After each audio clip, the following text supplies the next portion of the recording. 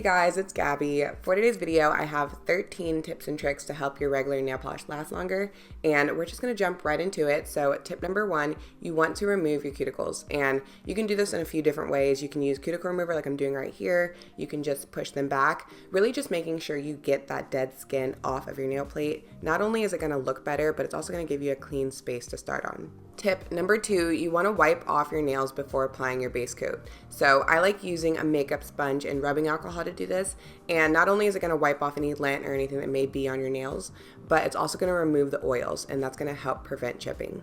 Do not skip your base coat. I know some of you guys do, but this is going to help the product adhere to your nails. This is like the primer of your makeup. Here I'm just using OPI's natural nail base coat, and you want to make sure this dries completely. The next tip, you want to avoid reaching for that old dried out polish. I know you used to like it, but it's going to be harder to apply, it's going to be thicker, take longer to dry, and more than likely chip faster. Instead, tip number five, you want to use a good quality nail polish. For this example, I'm using OPI's Cliffside Karaoke. Tip number six, when you go to apply the polish, you want to apply thin coats. I know it's so tempting to just slap on a thick coat and call it a day, but you really want to take your time with this and work in thin layers.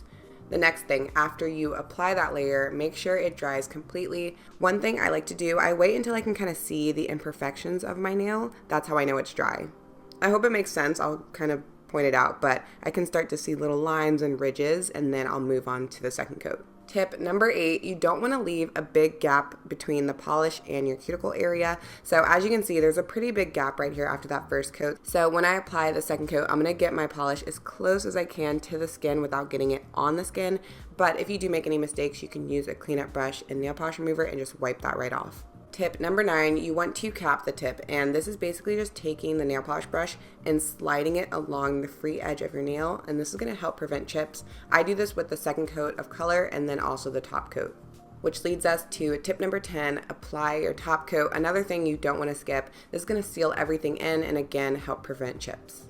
The next tips are going to be more of your aftercare. So your mani's on, your nails look good, and now you just need to maintain it. Tip number 11, cuticle oils and lotions.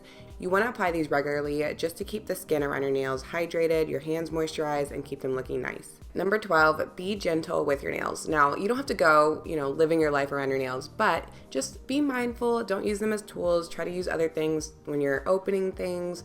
Don't hit them against things. We're trying to avoid chips and also breaking your nail. 13, you want to avoid submerging your nails in water for too long. So a few ways to avoid this, you can use cleaning gloves. When I'm doing dishes, I like to use a brush instead. Just small things so they're just not soaking in the water. I hope these tips and tricks helped you guys out. As always, if you have your own, feel free to comment them down below, and I will talk to you in my next video.